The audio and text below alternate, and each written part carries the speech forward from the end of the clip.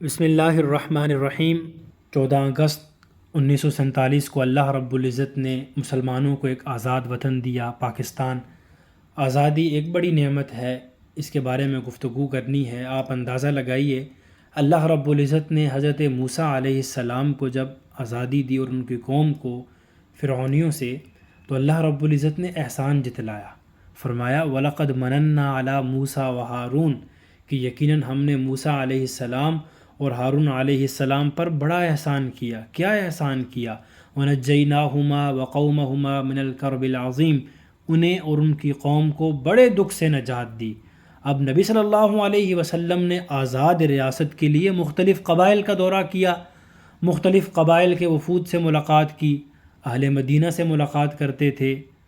پھر نبی صلی اللہ علیہ وسلم مدینہ تشریف لے گئے، وہاں جا کر آزاد ریاست کی بنیاد رکھی اور علی الاعلان اللہ کی عبادت شروع ہوئی۔ مکہ میں اتنی آزادی نہ تھی، لوگ گھروں میں عبادت کرتے تھے۔ مدینہ میں باقاعدہ مساجد کی تعمیر ہوئی، اذانیں شروع ہوئی، اللہ کے احکامات نافذ کیے گئے۔ دیکھیے، مکہ میں آزادی نہ تھی، 13 سالوں میں چند سو لوگ مسلمان ہوئے۔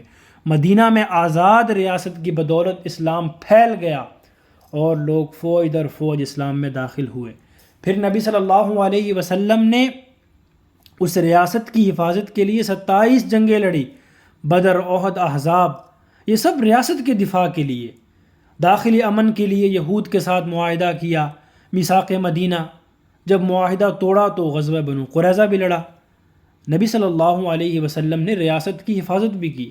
آپ صلی اللہ علیہ وسلم کی بعثت کے مقاصد میں سے ایک یہ بھی تھا کہ آپ بوجھ لوگوں سے ہلکا کرتے، کہ ان کے جو گردن میں طوق ہے اسے اتارتے تھے۔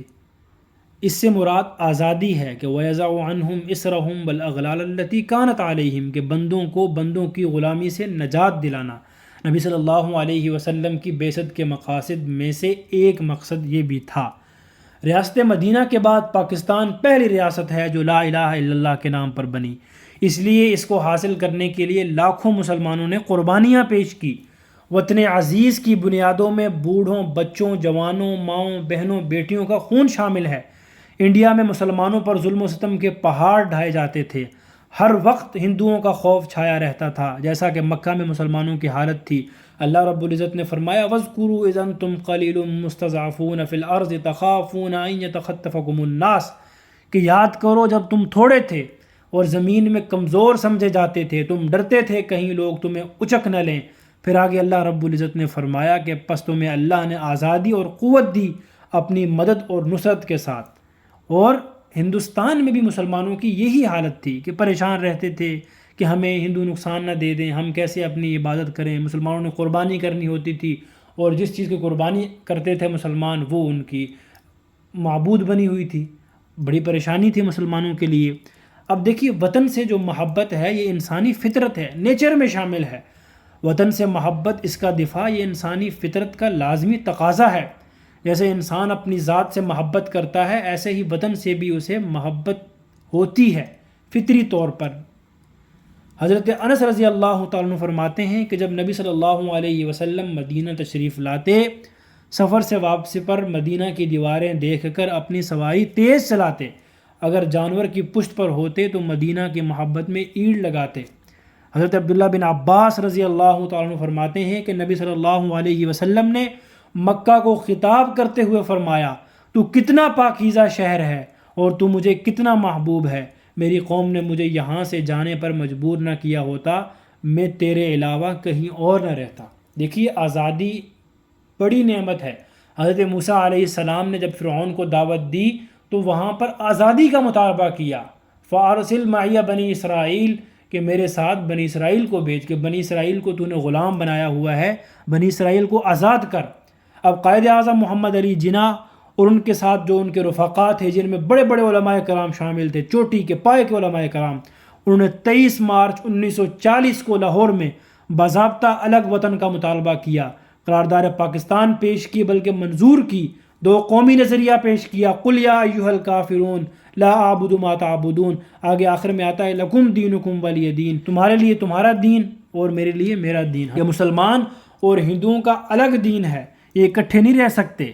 دوسری بات یہ ہے کہ اللہ رب العزت نے فرمایا هو الذی ارسل رسولہ بالہدی ودین الحق لیظہرہ علی الدین کلہ، کہ اللہ وہ ذات ہے جس نے رسول کو بھیجا دین اور حق دے کر تاکہ اس کو تمام دینوں پر غالب کرے، اور غلبہ دین آزاد ریاست سے ہوگا۔ مسلمان ہندوستان میں آزادی سے اللہ رب العزت کی عبادت بھی نہیں کر سکتے تھے۔ اللہ رب العزت نے فرمایا الذین مکناہم فی الارض اقاموا الصلاۃ وآتوا الزکاۃ وامروا بالمعروف ونہوا عن المنکر، کہ اگر ہم نے ان کو حکومت عطا کی زمین پر، ہم ان کو حکومت عطا کریں زمین پر، تو وہ نماز ادا کریں گے، زکوٰۃ دیں گے اور برے کاموں سے روکیں گے۔ دیکھیے اللہ رب العزت کے انسان پر بے شمار احسانات اور انعامات ہوتے ہیں۔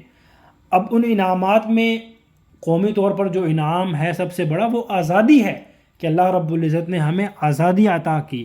اب لفظ آزادی یہ عربی کا لفظ حریت، فریڈم کا اردو ترجمہ ہے، کہ اللہ رب العزت نے انسان کو بلا کسی تشدد اور ظلم و زیادتی کے اپنے حقوق کی حصول یابی اور فرائض کے تصرف، یعنی اس کی ادائیگی کے تصرف کی جو قدرت عطا کی ہے اس کو آزادی کہتے ہیں۔